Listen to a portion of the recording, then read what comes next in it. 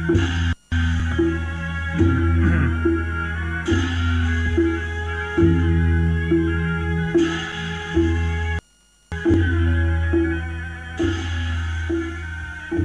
ขอยกมือ10 นิ้วกราบนอบน้อมยังพระติรัตนเจ้าตั้ง3 ประการ อันมีพระพุทธเจ้าพระสัทธรรมเจ้าพระสังฆเจ้าอันเป็นสรณะที่เปิ่งที่เคารพนับถืออันสูงสุดในชีวิตกราบคารวะแตบไตไวสาปุญญาปารมีธรรมพระมหาเถรานุเถระเจ้าคณะพระสังฆาธิการภิกขุสงฆ์สามเณรจุตนจุองค์โดยความเคารพขอเจริญสุขเจริญปอนญาติโยมศรัทธาสาธุชนติ่นจองห้องวัดจุหนุ่มเท่าใจยิงก็ขอน้อมต้อนรับทุกท่านเข้าสู่รายการมรดกธรรมกำเมืองต่างสถานีวิทยุกระจายเสียงพระพุทธศาสนาแห่งชาติและสังคมคลื่นเพื่อการศึกษาพระพุทธศาสนาและวัฒนธรรมส่งสัญญาณออกอากาศจากสถานีวิทยุวัดฝ่ายหินตำบลสุเทพอำเภอเมืองจังหวัดเชียงใหม่สถานีวิทยุวัดหนองกายตำบลสันพยางอำเภอแม่แตงจังหวัดเชียงใหม่สถานีวิทยุ CM77 วิทยุอินเทอร์เน็ตล้านนาสถานีวิทยุคลื่นพระพุทธศาสนาและจริยธรรมในความอุปถัมภ์ของมูลนิธิพระบรมธาตุเจ้าดอยสุเทพกระจายเสียงในระบบ FM 96.0 เมกะเฮิรตซ์สถานีวิทยุพระพุทธศาสนาจังหวัดเชียงรายและสถานีวิทยุชุมชนเสียงตามสายห่อกระจายข่าวตามวัดวาอารามตามหมู่บ้านต่างๆพร้อมกันนี้ก็ขอยกมือ10 นิ้วกราบถวายการต้อนรับและเจริญปอนต้อนรับครูบาอาจารย์ท่านเจ้าภิกขุสงฆ์สามเณรสาธุชนญาติโยม FC แฟนรายการที่ได้ติดตามรับชมรับฟังทั้งภาพและเสียงต่างเฟซบุ๊กไลฟ์สดของสถานีมรดกธรรมวัดวังสิงคำต่างทีวีวัดฝ่ายหินต่าง104ธรรมะคลายเครียดและต่าง YouTube ตลอดจนหน้าจอ Facebook ไลฟ์สดของญาติโยมศรัทธาของ FC แฟนรายการที่ได้เข้ามาแล้วได้เมตตากดแชร์เสียงธรรมสู่ญาติธรรมในกลุ่มทุกท่านรายการนี้ดำเนินโดยกล่าวกับผมอาตมภาพพระครูวิชิตศรีลาภรณ์เจ้าคณะตำบลประแดดเจ้าอาวาสวัดวังสิงคำตำบลประแดดอำเภอเมืองเชียงใหม่จังหวัดเชียงใหม่เป็นผู้ดำเนินรายการนำเอาสาระข้อคิดเรื่องราวหลักธรรมคำสอนตลอดจนพระธรรมเทศนาสำหรับรายการในชื่อรายการมรดกธรรมกำเมืองมาพบมาปะกับทุกท่านตั้งแต่เวลานี้เป็นต้นไปปะกันวันนี้อากาศสดชื่นแจ่มใสเย็นสบายวันนี้เป็นวันครบรอบวันเกิดของผู้ใดต่างรายการก็ขอให้เจ้าของที่เกิดวันนี้จงมีความสุขกายสุขใจรักษาตนให้พ้นจากทุกโศกโรคภัยมีความสำเร็จผลในธุระในกิจต่างๆเน้อและวันนี้ท่านทั้งหลายดำเนินกิจอันใดก็ขอให้กิจนั้นๆจงมีความสำเร็จผล ท่านทั้งหลายมีความมุ่งมั่นปรารถนาสิ่งใดก็ขอให้ได้สำเร็จผลเดินทางไปแห่งหนตำบลใดก็ขอให้ถึงจุดหมายปลายทางโดยสวัสดิภาพวันนี้อากาศก็เหมาะพอให้พอดีจะว่าหนาวก็ไปเชิงหมอกเย็นสบายเนอะก็เป็นอยู่ในช่วงของฤดูหนาวแล้วก็แถมบักกี่เดือนก็ประมาณเดือนเป็นห้องว่ากำโบราณเป็นห้องว่าเดือนหกเดือนหกนี่หนาวก็จะไปฮ้อนก็จะมาฉะนั้นก็ดูแลสุขภาพกันเนอะร่างกายตุลุงก็ประคับประคองกันไปเป็นวันอย่างที่ได้นำมาบรรยายในเรื่องราวต่างๆคนถึงบอกว่าตามีหน้าพอหน้าบ่หันทำปัจจุบันให้ดีที่สุดอนาคตมันยังมาบ่ถึงเฮาลุกมาเฮาตื่นมายังมีลมหายใจอยู่ก็บุญญาบารมีเฮายังมีอยู่ ก็ต่อสู้กันไปดำเนินกิจจวัตรต่างๆของเฮาปฏิบัติกิจหน้าที่ของเฮาต่อไปคือดีที่สุดตราบเต่าตีเฮาจะสิ้นลมโบราณเพิ่นถึงบอกครูบาอาจารย์เพิ่นถึงว่าเมื่อยังมีลมก็ต้องมีเรื่องต่างๆทั้งดีและร้ายที่เฮาจะต้องฝ่าฟันที่เฮาจะต้องต่อสู้กันตราบใดที่หมดลมก็หมดเรื่องนั่นก็คือเอาบะฮือบะอือบะดินบะตวงหมดลมก็สิ้นลมก็สิ้นเรื่องหมดเรื่องกันไปอันนี้ทำเชื่อลงประถามปินานที่สมเจตสีนะอันนี้ก็ฝากไว้เป็นข้อคิดกับสาธุชนญาติโยมเฮาท่านทั้งหลายตัวเองก็ช่วงนี้ยังอยู่ขอนำเอาสาระข้อคิดเรื่องราวดีๆมาบรรยายให้ฟังกันก่อนแล้วก็คงจะเป็นพุ่นหลังเสร็จปล่อยหลวงปล่อยลามเสร็จภารกิจการงานต่างๆของวัดก่อนเนาะก่อยฟังทำฟังปืนบ้านล้านนาทำข่าวทำเรื่องอันนี้ก็ขออีพ่ออีแม่พ่อออกไม่ออกสถานบุญเนอะอดใจรอก่อนรอแหมสักระยะเพราะว่าช่วงนี้ก็กำลังเสาะทำตัวเองก็จะพยายามเสาะทำข่าวทำเรื่องม่วนๆน้อมนำมาเทศน์ให้ฟังแต่ในช่วงนี้ก็ขอบรรยายธรรมหรือนำสัพเพเหระเรื่องราวต่างๆมามาจาฝากเป็นข้อคิดเนอะฟังแล้วก็เก็บแกะก้อนไกเสาะไซเอาอันไหนที่หันว่ามีสาระมีประโยชน์จะนะสามารถนำไปใช้ปรับปรุงใช้ในการดำเนินชีวิตประจำวันก็เอาไปได้บ่ได้ห่วงเนอะมอบเป็นบรรณาการให้กับทุกท่านอย่างวันนี้ก็จะขอนำเอาสาระข้อคิดเรื่องราวของความหวังก็คือความพลังของชีวิตเฮาทุกคนญาติโยมทั้งหลายเฮาต่างมีความมุ่งหวังเฮาต่างมีความปรารถนาในชีวิตของเฮาท่านทั้งหลายเฮาต้องการสิ่งใดแล้วคิดว่าสิ่งนั้นจะเป็นไปตามที่เฮาคิดหรือต้องการอันนี้เปิ้นฮ้องว่าความหวังต้องการอันใดปรารถนาอันใดคิดอันใดอันนี้คือความหวังเช่นหวังที่จะฮื้อคนฮักหวังที่จะมีโชคมีลาภหวังที่จะร่ำจะรวยอย่างวันที่ใกล้วันจะหวยออกนะวันที่16กวันที่17กันนี่หวังจะรวยซื้อหวยเขาก็หวังจะถูกมีทุกข์เขาก็หวังจะฮื้อมันหมดทุกข์หมดโศกไปหวังที่จะสบายที่จะตอบความหวังได้ทำการทำงาน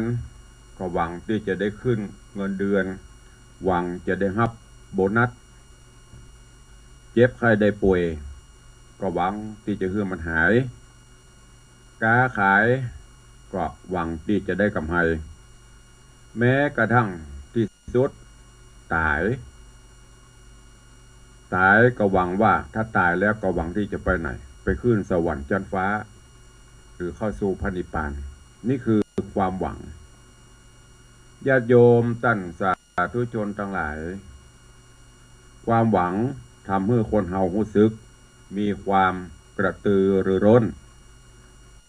มีความพยายามสร้างเนื้อสร้างตัวแม้กระทั่งทหา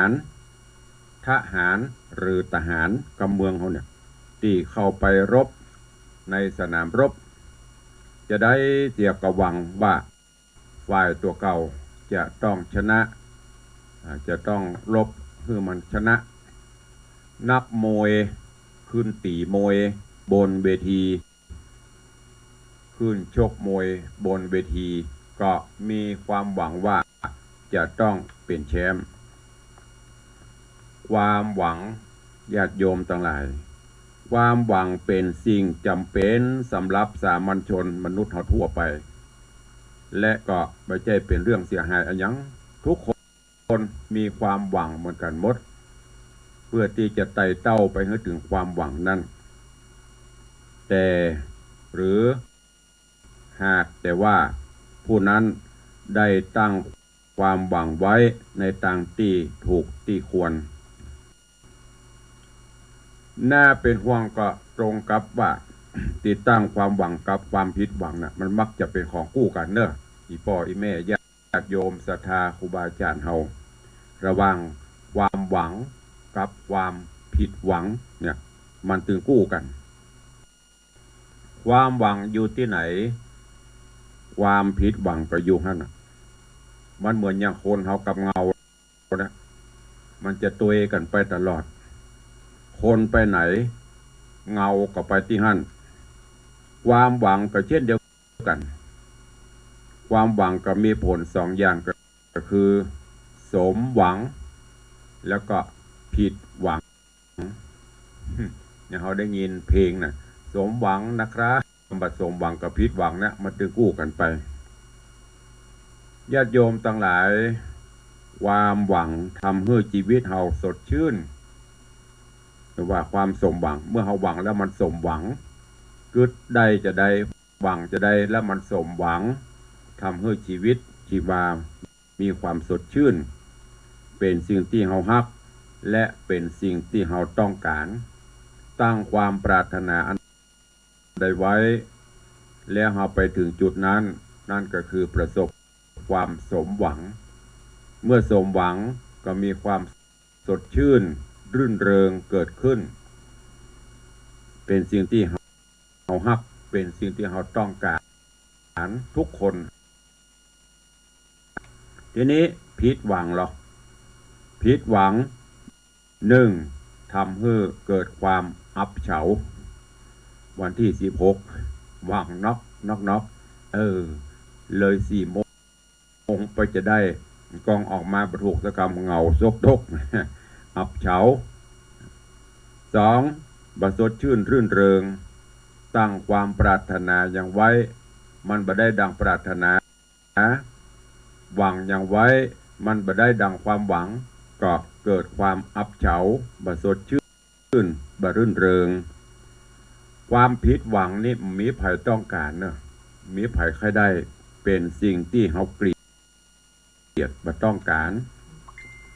แต่ญาติโยมทั้งหลายแต่นะทุกสิ่งทุกอย่างเกิดขึ้นจากเหตุเหมือนความผิดหวังก็เกิดจากความที่เราหวังเป็นต้นเหตุถ้าเราบอกหวังมันก็ผิดหวัง ถ้าบ่ตั้งความหวังไว้มันก็บ่ผิดเพราะว่าขนาดความหวังนะมีขนาดด้วยนะความหวังขนาดความหวังนะมีอยู่3 ขนาดก็คือหวังยากหวังนักหวังไกล ก็คือหวังยากหวังมากหวังไกลถ้าเป็นภาษากลางนะความหวังยากเป็นจะได้พ่องความหวังยากหวังในสิ่งที่เป็นไปได้ยากคือมันมีความยากอยู่ในตัวของมันอยู่แล้วนะหวังยากเนี่ยเรียงตามลำดับคืออย่างหวังยากที่สุดก็คือความหวังในตัวคนเนี่ยหวังยากที่สุดหวังในตัวของคนเพราะว่าคนนี่มันก็มนุษย์นี่ดีขึ้นมานะคนกับมนุษย์นี่ความหมายต่างๆคนหรือกับเมืองฮ่องกงเนี่ยมันก็หมุนอยู่ให้เราวนถ้าเป็นคนนี่ก็ยังยุ่งยากอยู่หวังยากที่สุดคือหวังในคนแล้วก็มากก็คือความหวังในสิ่งของอันต่อมาหวังยากก็คือหวังในเหตุการณ์หวังในคนเป็นจะได้ท่านทั้งหลายหวังในคนก็คือหวังที่จะฮื้อภัยคนใดคนหนึ่งแม้กระทั่งจะเขาหวังลูกเต้าเขาเนี่ยมันต้องไปพอกอื่นไก่อะที่เขาหวังในคนน่ะคือหวังจะฮื้อภัยคนใดคนหนึ่งเป็นไปอย่างที่เขาหวังที่เขาคิดเช่นหวังจะฮื้อเขาช่วยเฮาหวังจะฮื้อเขาฮักเฮาหวังจะฮื้อเขาดีอันเนี้ยถ้าเป็น ถ้ามันบ่เป็นไปตามที่เขาหวังก็เป็นทุกข์อย่างที่เขาหวังในลูกในเต้าหวังจะให้ลูกเต้าเป็นคนดีหวังจะให้ลูกเต้ามีนั่นมีนี่เป็นนั่นเป็นนี่ถ้ามันผสมดังที่เขาตั้งเข็มทิศบ่หวังผสมอย่างที่เขาตั้งความหวังไว้ก็เป็นทุกข์นะอันเนี้ยเริ่มผิดหวังธรรมดาญาติโยมท่านทั้งหลายคนเฮามีความหวังอยู่สองฝ่ายก็คือตั้งกายและตั้งใจควบคุมไปได้ถึงสองอย่างถึงกายถึงใจนะ หวังในสิ่งของหวังในสิ่งของสำเร็จได้ยากน้อยกว่าในคนหน่อยเพราะของที่มันมีแก่ตัวแต่มันมีหัวใจความกรับกรอกมันบ่มีหรือมีก็มีเพียงหน้าเดียวหวังในของที่ว่านี้เช่นหวังว่าบะม่วงจะตกหวังว่าทุเรียนจะติดนักหวังว่าข้าวในนาจะดีมูนี่อันนี้หวังไป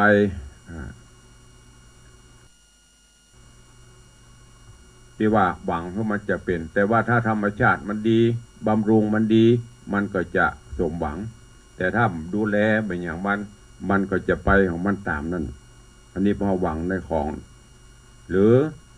สิ่งของตั้งที่โอ้อันนั้นขึ้นนี่ลงหวังจะขึ้นมาลงมันก็เปลี่ยนไปตามสถานะเปลี่ยนไปตามเหตุการณ์ของมัน อันนี้พอหวังในของหวังในเหตุการณ์เช่นว่าหวังจะสอบได้ หวังเงินเดือนจะขึ้นหวังว่าฝนจะตกหวังว่าน้ำจะบรรท่วมอันเนี้ยเป็นว่าหวังในเหตุการณ์จะนี้หวังจะนี้ยังพอที่จะทำนายได้อยู่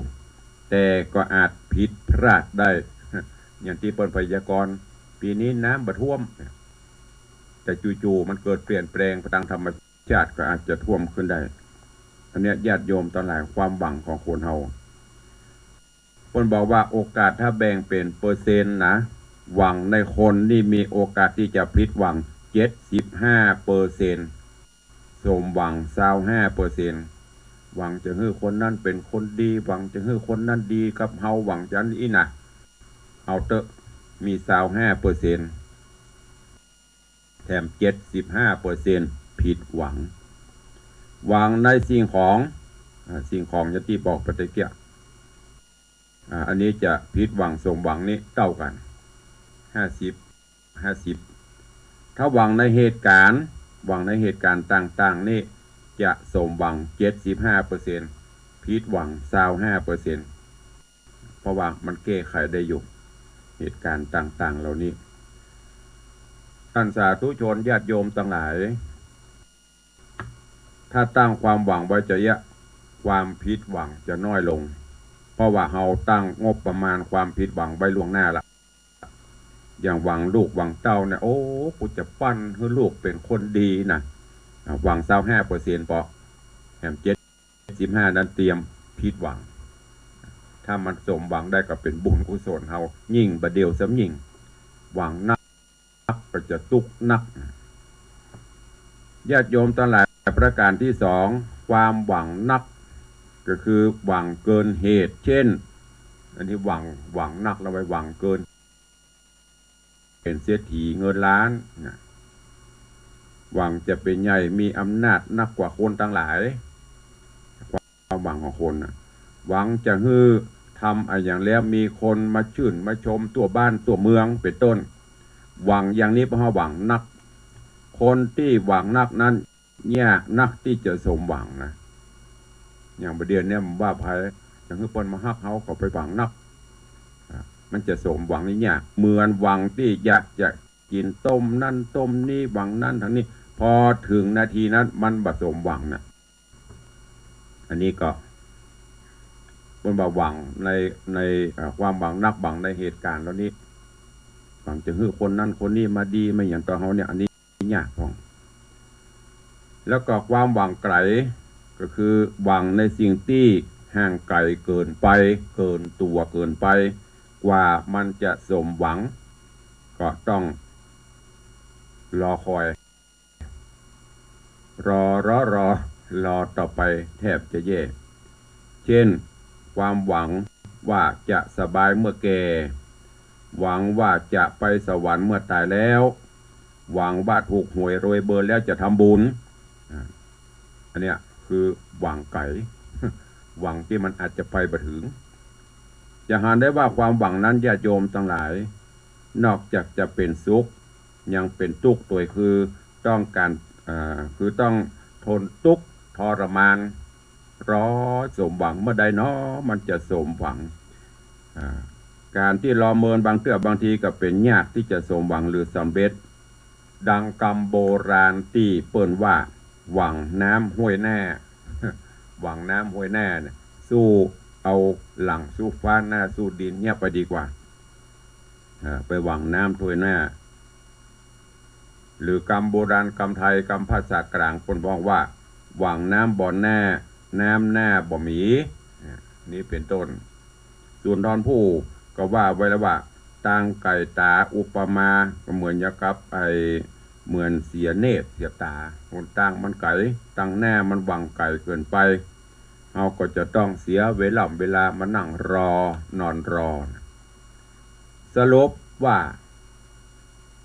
สรุปปัญหามีว่าเนี่ยจะได้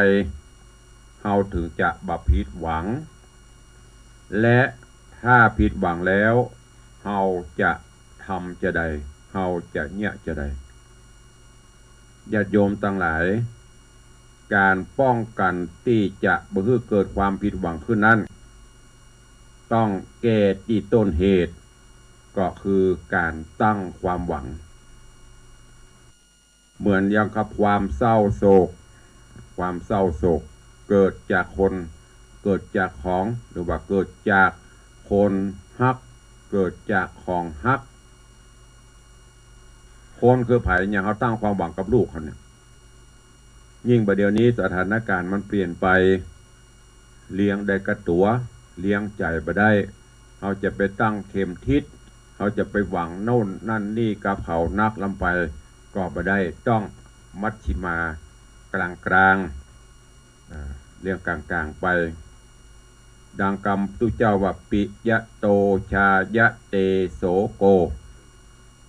เราจะต้องระวังในเรื่องความหวังที่ยากที่หวังมากที่หวังไกลแล้วเราก็จะปลอดภัยไปได้นักถึงแม้ว่ามันพลาดมันพลั้งมันผิดหวังเราก็จะบ่ต้องไปผิดหวังนักเราก็จะบ่ต้องไปตุกนัก แต่จะบ่ฮื้อมีผิดหวังเลยนั้นเป็นไปไม่ได้ มันคือมีหวังบ่ฮื้อมันผิดอย่างซักอย่างเนี่ยมันเปลี่ยนไปบ่ได้แต่หวังที่มีโอกาสผิดพลาดผิดหวังนักที่สุดก็คือความหวังในคนเนี่ยหวังในคนเนี่ยพ่อแม่หวังในลูกก็ย่อมจะผิดหวังในลูกครูบาอาจารย์หวังในลูกศิษย์ลูกหาก็ย่อมที่จะผิดหวังในลูกศิษย์ลูกหาเพื่อนย่อมผิดหวังเพราะเพื่อนพ่อแม่หวังลูกจะกตัญญูเลี้ยงดูแยามเมื่อแก่เมื่อเฒ่ามันก็เอาทรัพย์สมบัติไปแล้วมันก็ละก็ทอดก็ทิ้งดังตัวอย่างที่หูที่หันในปัจจุบันนี้อันเนี้ยฝากไว้กับญาติโยมทั้งหลายเนอะฉะนั้นเพื่อหวังในสิ่งที่เป็นไปได้แล้วก็จะมีโอกาสสมหวังถ้าไปหวังอย่างเกินตัวเฮาเกินไปถ้าหวังเกินไปก็ยังว่าน่าจะทุกข์ยากจะทำบากถ้าลำบากทุกข์ยากแล้วก็โอ้จะต้องมาเหงาซกตกจะต้องมาเครียดมาอย่างมันเพราะฉะนั้นปล่อยเป็นไปตามสถานการณ์ของมันเหมือนอย่างภาษาธรรมะที่พุทธองค์ได้ตรัสไว้ทุกอย่างทุกสิ่งนั้นปล่อยเป็นไปตามกรรมเนอะกรรมมุนาวัตติโลโกสัตว์โลกย่อมเป็นไปตามกรรมบางพ่องเปิ้นก็หวังเปิ้นก็สมหวังในลูกในเต้าลูกเต้าเป็นคนดีที่สังคมนำจื่อนำเสียงมาสู่ครอบสู่ครัวเป็นลูกที่ดีบางพ่องก็ตั้งความหวังโน่นนี่นั่นสมหวังหรือไม่บ่สมหวังก็มีก็ปฏิบัติไปเท่าที่เราทำได้เนอะหวังกลางยิ่งโดยเฉพาะอย่างที่บอกไปแต่เกี้ยหวังในคนเนี่ยมันหวังยากอย่างยกตัวอย่างเราเลี้ยงดูลูกศิษย์ลูกหาเนี่ยหวังจะให้เขาเป็นคนดีหวังจะให้มีกตัญญูมันก็ยากลูกเขาแต่เขาก็เลี้ยงได้ก็กายจิตใจนั้นเขาบ่สามารถที่จะไปเลี้ยงเขาได้เพราะฉะนั้นแล้วอัตตาหิอัตตโนนาโถหวังตัวเก่าเปิ้งตัวเก่าเนี่ยดีที่สุดต้องไปอ้อนบ่ต้องไปวอนอย่างปฏิบัติตัวเฮาให้ดีที่สุดพุทธเจ้าเพิ่นสอนไว้เรื่องกรรมเรื่องเวรก็เหมือนกันถ้าเฮาบ่ช่วยตัวเก่าบ่ดูแลตัวเก่าหวังกับคนอื่นหวังยากจะว่าโอ้ช่วยเขาไปเขากำลังหันดีปัจจุบันนี้มันเปลี่ยนแปลงไปก็ฝากเป็นข้อคิดกับอีพ่ออีแม่กับญาติโยมสาธุชนเฮาเจ้าข้าทั้งหลายเนอตั้งจิตตั้งใจปฏิบัติของเฮาไปเตอะทำของเฮาไว้น่ะดีที่สุดต้องไปหวังแม้แก่ลูกเต้าเฮาก็เหมือนกันไม่ต้องไปหวังว่าอนาคตเขาจะต้องมาเลี้ยงดูเฮาเขาจะต้องมาตอบแทนเฮายิ่งสมัยนี้อย่าหวังไม่ต้องหวังแต่ถ้ามันสมหวังได้ก็เป็นบุญเป็นกุศลเฮาถ้ามันบ่สมหวังก็ไม่ต้องไปเครียดอย่างมันไม่ใช่กะเฮาปัจจุบันนี้นะปล่อยมันไปตามสภาวะการโลกบ่หวังนักเฮาก็บ่ทุกข์นักหวังนักก็ทุกข์นักกลางหวังแล้วถ้ามันสมหวังก็ดีไปหวังแล้วถ้ามันบ่สมหวังก็จะมาทุกข์ใจจะมานั่งเศร้าเหงาหงอยแหมเมื่อทุกข์ใจกายก็จะพลอยทุกข์ไปด้วยตุลุงเคยเตือนอยู่เสมอว่าเนอะดูแลจิตใจเขาเนี่ยปล่อยไปตามสภาวะของธรรมชาติเอาศีลเอาธรรมมาคิดพิจารณาไปแล้วเราจะได้เบิกบานแจ่มใส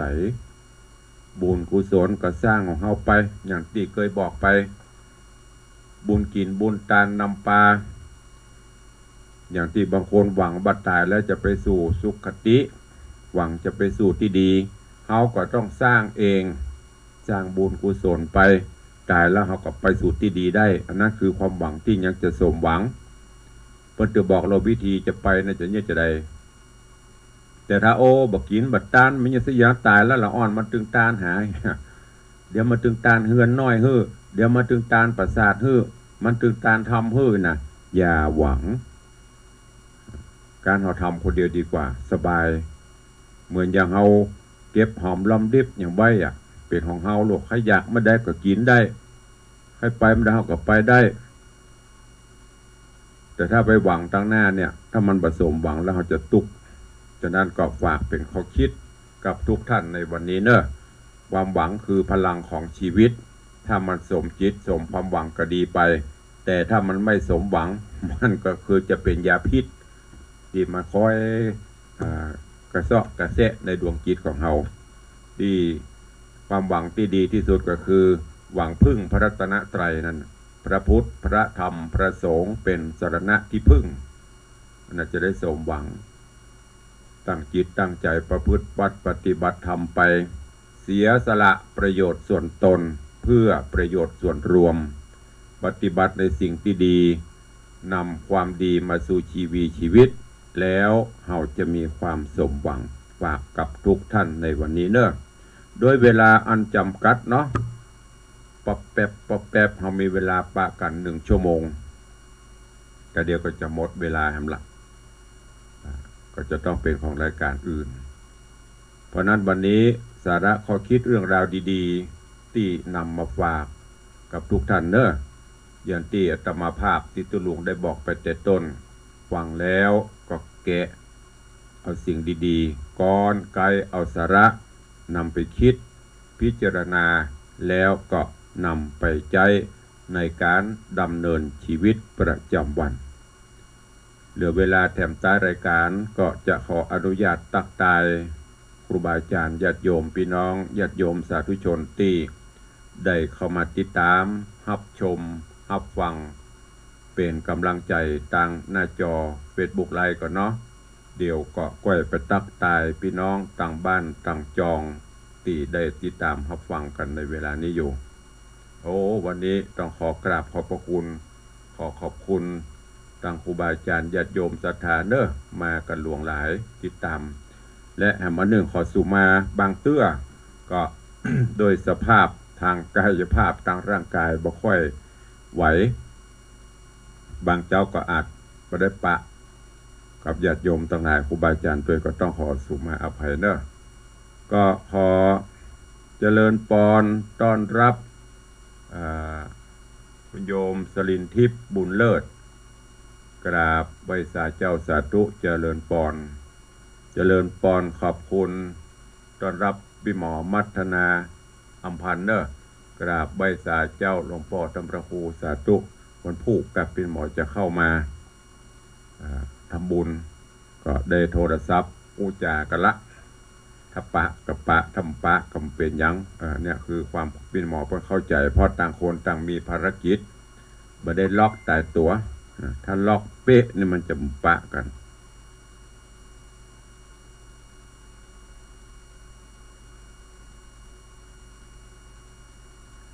แล้วก็ขอเจริญปอนโยมพินานอินสมเตปิน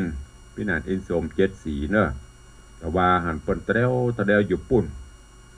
อะไรอย่างก็พระบาทห้วยต้มงาน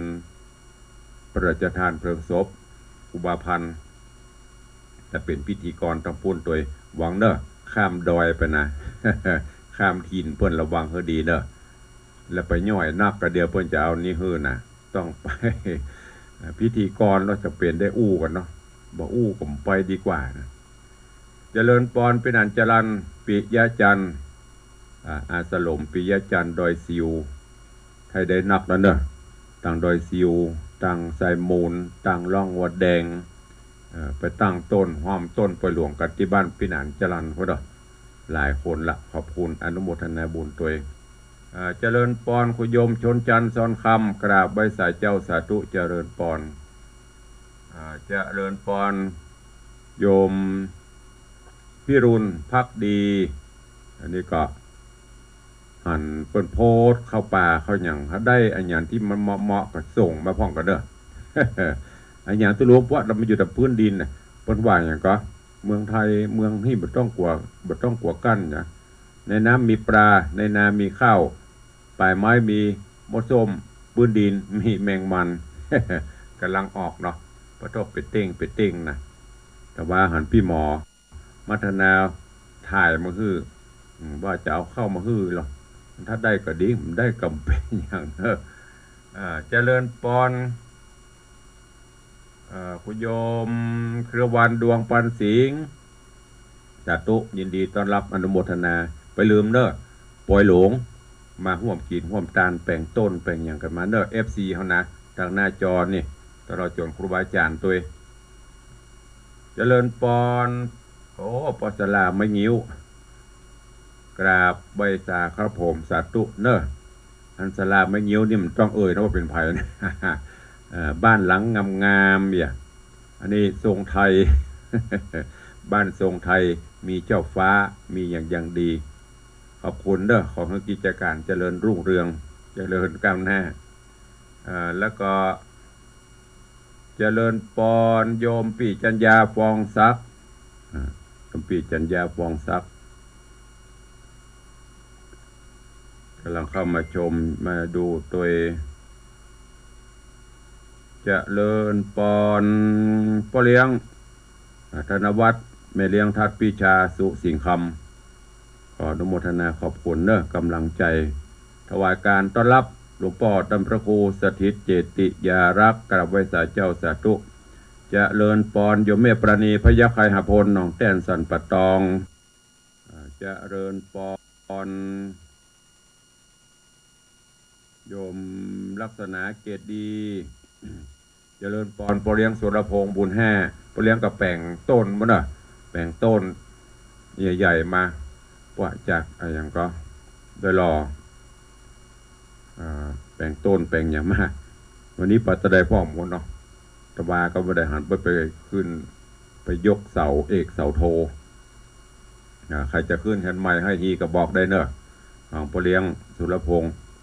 บุญแห่นี่จัดขึ้นเสามงคลก็ได้ได้สปะได้หมดอ่ะถ้าหมูบอกมาตะหลวงเนี่ยตัว150เจริญปอนยายเพลินเพื่อนเกษตรเจริญปอนโยมจันทรายแปลงหลวงนั่นน้องคนเดิมเจริญปอนโยมแม่จันดีวิสุทธินันเจริญปอนโยมแม่เลี้ยงทัดพิชาสุสิงห์คำเจริญปอนคุณโยมเวียดวัฒนาโยมวัฒนาถ้าจะแม่นนะเนาะมันเป็นภาษาอังกฤษถูกพ้องลัดไปพี่อาธนวัฒน์ปิงพยอมปเลี้ยงใหม่สาธุครับผมสาธุเนอะเจริญปอนโยมตู่สุรัตน์เสาคำกราบใบสาครับผมเจริญปอนอนุโมทนาขอบคุณเนอะครูบาอาจารย์และญาติโยมที่ติดตามทั้งภาพและเสียงต่างหน้าจอเฟซบุ๊กไลฟ์อยู่ในเวลานี้ตักทั่วพ่องผิดพ่องถูกพ่องสุมาเด้อมันลายหูลายตาเป็นตัวกว่านิ้วเหรอพอตั้ง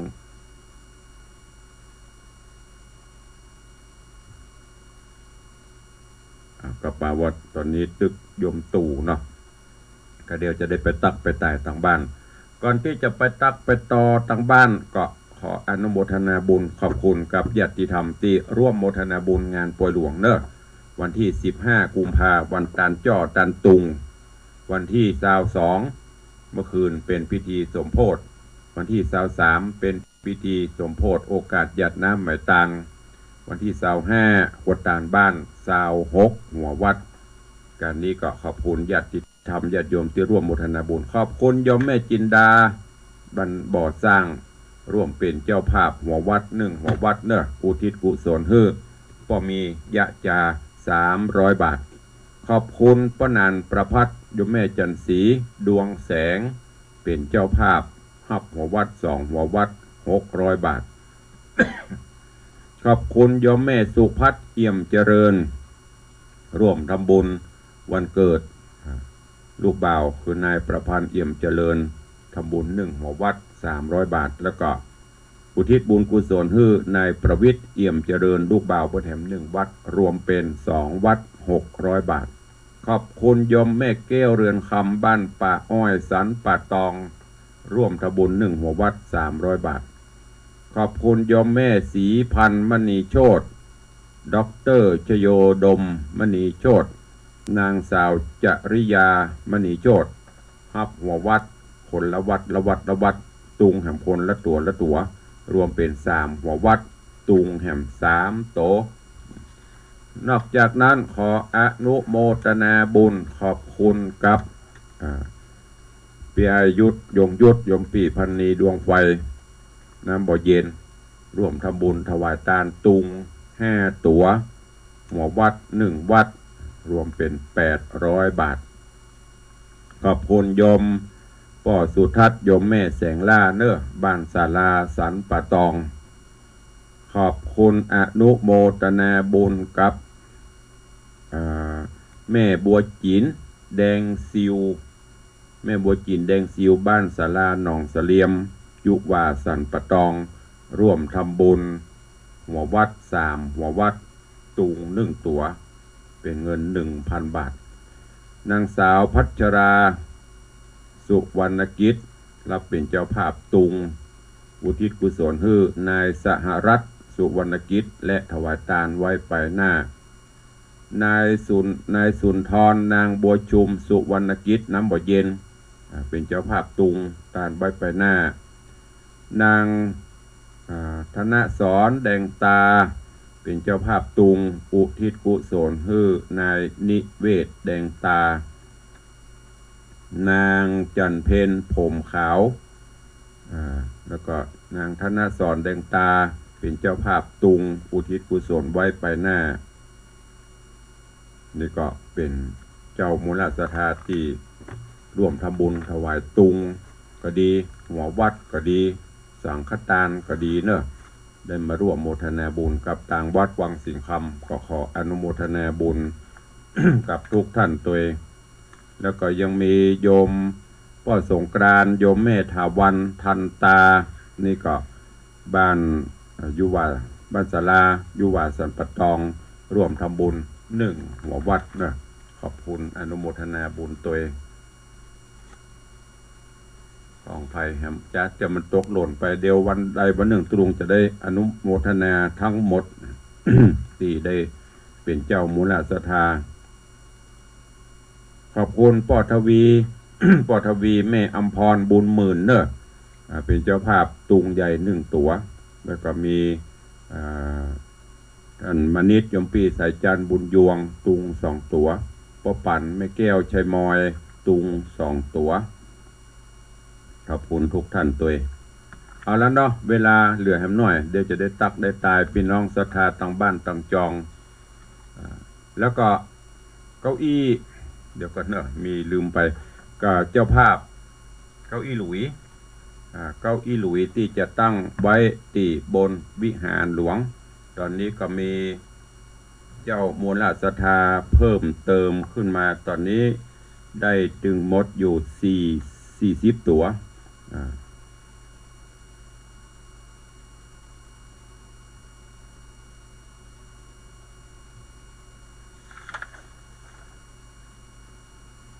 ก็มีเจ้าภาพเพิ่มเติมมีแม่อำไพกองราชแม่คือโดยสเก็ต1 ตัวลูกหลานของแม่อุ้ยมอนลอยสุดเจ็บปุกอุทิศให้แม่อุ้ยมอนลอยสุดเจ็บปุก1 ตัวแม่วันเพ็ญใจแก้วพร้อมลูกหลาน1 ตัวแม่ยุพินภวาผลพร้อมลูกหลาน1 ตัวนี่เพิ่มเติมขึ้นมาตอนนี้ได้40 ตัวก็ตามที่ได้ตั้งจิตอธิษฐานเขาได้50 ตัวก็ค้างเจ้าภาพแหม10 ตัวเนอะท่านผู้ใดจะเป็นเจ้าภาพก็แจ้งความจำนงตัวละ 4,000 บาทต่างบ้านต่างจองใครจะอู้จะเอ่ยกับตุลุงเข้ามาได้เนอะ0817836540 0817836540เดี๋ยวก่อนเนอะเปิดก่อนโทรศัพท์ตะกี้ชัดเดี๋ยวจะไม่ได้นี่มาเดี๋ยวรอแป๊บกำลังเปิด ดีว่าอย่างดักปิงกำลังเปิดเนอะตะกี้ชาร์จแบตเตอรี่ถอดออกมา เพื่อญาติโยมต่างบ้านต่างจองก็เหลือเวลา20 กว่าวันนับถอยหลัง ตะวานี้ได้ช่วยกันตัดแต่งกิ่งไม้แล้วก็เดินลำโพงซ่อมลำโพงเสียงตามสายตะวานี้แปลงเจริญปอนจะสาธุโอ้สาธุสาธุนักศีลนักบุญเนอะโอ้ท่านมาครูเจ็บลืมไหมล่ะว่าโทรเข้ามาเด็กกี้พอดีชาร์จแบตเตอรี่ชาร์จแบตไว้โอ้สถาเอฟซีตั้งหลวงตั้งหลายเนี่ยก็ขอตั้งจิตอธิษฐานก็ทายพระเหลียงท่านพระครูเขาเนี่ยนะไปแต่สิมูเป็นจุ่มก็ใช้พระเหลืองพ่องก็ตีนเตียวสะดอพ่องเนาะลุกปุกไปอันเนาะใช่พระเหลียงนั่นพระครูก็ใช่พระเหลียงพอเตเดอร์พอผู้ใจดีนะไว้สาธุไฟหลวงมาแล้วมาเจ้าก็ล่องมาเอวพ่อกระเด้อไปรับนักนะห้ามเฝ้าพญาอินนักเนอะสาธุอนุโมทนากับพ่อเลี้ยงเด้อบุญรักษาขอบคุณโยมพ่อเลี้ยงก็อูเล่นถ้ามาเจ้ากับมาเอวพ่องเด้อมาเอวหากันพ่องทุกปีวัดประสางหนาวก็ครับก็หนาวมอกมาให้บดีนะเด้อให้รักเข้ามาส่องตัวก่อนหนาวมอกปอวันนี้อยู่ในห้องนี่มันปอหนาวทุกปีเฮ้ยตั้งในห้องนี่มันจะอากาศบ่พอเท่าใดแต่ถ้าออกไปตะนอกนี่เย็นเนอะอยู่ในห้องนี่อุ่นมอกสบายใครจะอู้ตัวแหมตอนนี้เข้ามาตังเฟซมีโยมแม่สีนวลชัยทองคำกำลังเข้ามาโยมแม่สีนวลแปลงต้นไปเนอะเขตชายแดนนี่นะแห่ถ้ามีกองแห่บอกเดี๋ยวไปฮับเอา ลูกตาไม่อีมานี่กำเดียวไปได้ใครจะอู้ตัวแหมเข้ามา0817836540กินใหญ่ตานหลวงเนาะวันนี้จะแปลงปลำแต่ว่าเริ่มเนี่ยการวันก่อนนั่นไปเอาไม้ที่บ้านร้องทานสันปะตอง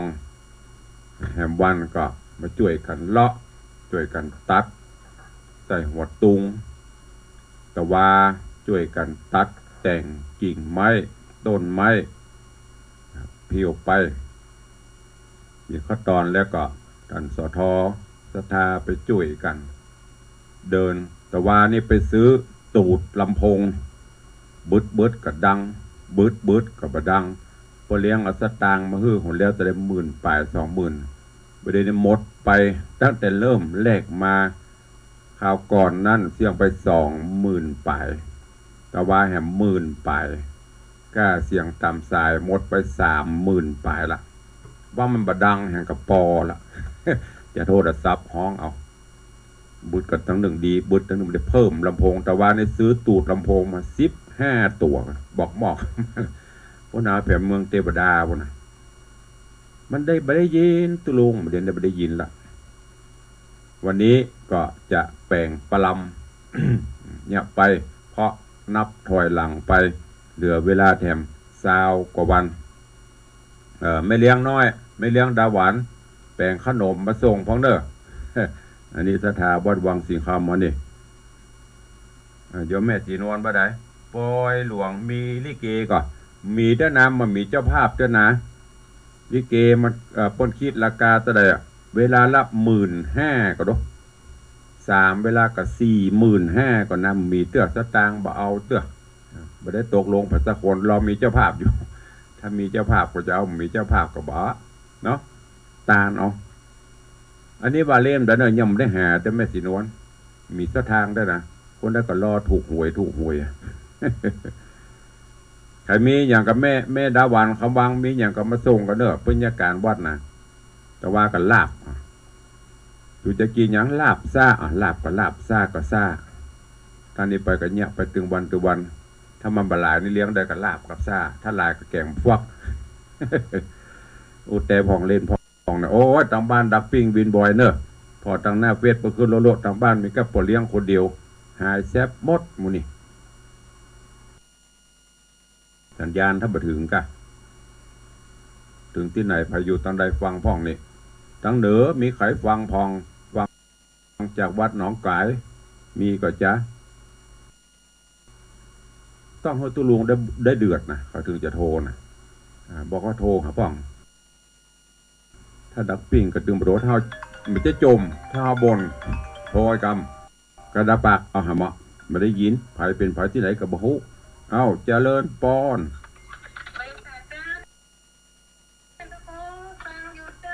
ก็ฟังอยู่กับฮัดโทรพังกะมาเสี่ยงก้าโทรศัพท์กี่บาทลำเหลือก็จะไปฮู้ฟังบ่ฟังกับบ่ฮู้ดักปิ้งมันหรือฟังทำบ่เชื่อภาษาคนอันนี้เนี่ยฟังแต่ถ้าดักปิ้งมันหรือฟังทำนี่บ่ฟังสาธุขอบพระคุณเป็นอย่างสูงนะเจริญปอนนะถ้าจมมันมาแล้วโลดเจริญปอนสาธุเจ้าฟังอยู่นี่ทำลายถ้าประจงตึงประโถแล้วก็งอนดีงอนแล้วระวังก็ดีได้อยู่วายจดตะกร้ามตะวันมันพูดจะงอนไปวันแล้วก็ฝ่ายมาจะไปปล่อยล้อบ้านฮงเอาเดินสายเนาะเดินสายใต้เจ้าสาธุโมทนาบุญตัวถ้าปะของโปรดก็ซื้อมาเด้อเดี๋ยวจะบุญเดี๋ยวจะบอกหลังไมค์มาบอกหน้าไมค์สาธุบุญรักษาอันนี้สั่งได้เจริญปอนนมัสการก็มาตื้อหมู่หตื้อหมู่ตึ้งสิ่งเหนือเสือใต้ชายกลางชายเล็กมามดกระดักปิ้งมดเดี๋ยวมันก็เมาทำกับข้าวว่าอย่างปอกเป๊กๆน่ะเอาของนู่นก็นึกว่าตีลักตีไม้ปอกเป๊กๆเพราะว่าจะหักเก้าอี้สักตัวนะได้เลยซิปก็ได้มาข้างซิปตัวไปได้เอาสักตัวเนาะเอาไว้นั่งเวลาเสวยทุกเวลาตายไปได้เอาไปตายก็ได้มาใหม่มาก็ได้นั่งแล้วกันถ้าถึงมาเจือเดียวมาคนใดนี้ต้องเงี้ยเอาแม่ปานีฟังอยู่ถ้ามีชื่อบริหนังเดี๋ยวเพื่อนแม่จะดีหนังบนแม่ปานีหนังลูกมันเด้อผู้เล่นบ่ได้เด้อได้กับแม่เรือแฮม10 ตัวเดี๋ยวจะเขียนเบอร์ไว้ไปหน้ากะเอาไว้ไปหน้านะเจ้าไว้ไปนั่งเวลาถ่ายไว้เนาะจะไปนั่งสาธุเนอะขอบพระคุณบุญรักษาก็เดี๋ยวจะโทรหลังไมค์บูธก่อนจะสร้างของสาธุขอบคุณโยมแม่จันดีวิสุทธินันท์พร้อมลูกหลานเจดีแม่ครัวเก้าอี้1 ตัวทานไว้ไปแน่ 4,000 บาทสาธุอนุโมทนาเอาไว้สาเจ้าว่าจะได้นี่ไม่คือนะแม่อภัยเนอะว่าจะดอยแม่เจ้าเพิ่มกะเจ้าก็อี้เพิ่มกะเอาตัวเดียวพอละ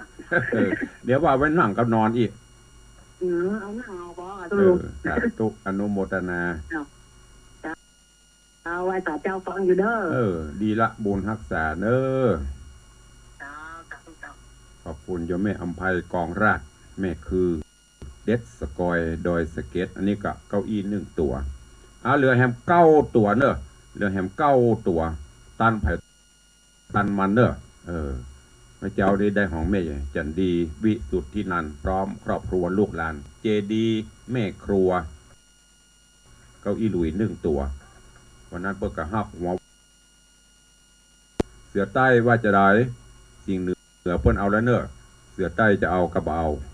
ถ้าบ่เอาได้หนังปืนเนอะ ก็ผู้เซลคนเฒ่าคนเก็บไปจะเนี้ยเนอะตั้งหน้าจอตัวเองอันนี้เปลี่ยนได้เวลาต้ารายการละก็ดีว่าอันอย่างบะแลมเต็มแต่ถ่ายทอดสดออกไว้สดนะ1 ชั่วโมงภาคแรกจะเป็นการบรรยายธรรมหรือเทศนาธรรมแต่ท้ายรายการก็จะเป็นการอู้จาหยอกล้อตามหมดแล้วมีเวลาแล้วเด้อจำเป็นต้องนำรายการจากไปก่อนก็วันนี้กราบขอบพระคุณครูบาอาจารย์ท่านเจ้า พอออกไม่ออกสถานแนดโดมต่างหลายบัดต้องตะเล่ละหมดเวลาละปีฮับมาได้แล้ว อันเนี้ยมาตะเล่มาลวนหมดเวลาเดี๋ยวหลังมาอันเนอร์ต้องโทรหมดเวลาฮับมาได้แล้ว ก็ขอความสุขสวัสดีกับทุกท่านจงบังเกิดมีขอบคุณทุกเสียงทุกสายทุกท่านที่ได้ติดตามเพื่อกำลังใจทางต่างหน้าจอ Facebook ไลฟ์ทางต่างสถานีอนุโมทนาบุญกับทุกท่านที่ได้เข้าร่วมอนุโมทนาบุญรายการบริจาคทานในงานปล่อยหลวงวัดวังสิงห์คำตัวยวันนี้เวลาหมดเวลาแล้วขอนำรายการจากไปก่อนขอความสุขสวัสดีจุงบังเกิดมีกับครูบาอาจารย์พระเจ้าประสงค์องค์เนนจุตนจุองค์ว่าออกไม่ออกสถานบุญเอาทุกท่านเนอจัตตารโอธรรมาวัฏันติอายุวันโนสุขังปะลัง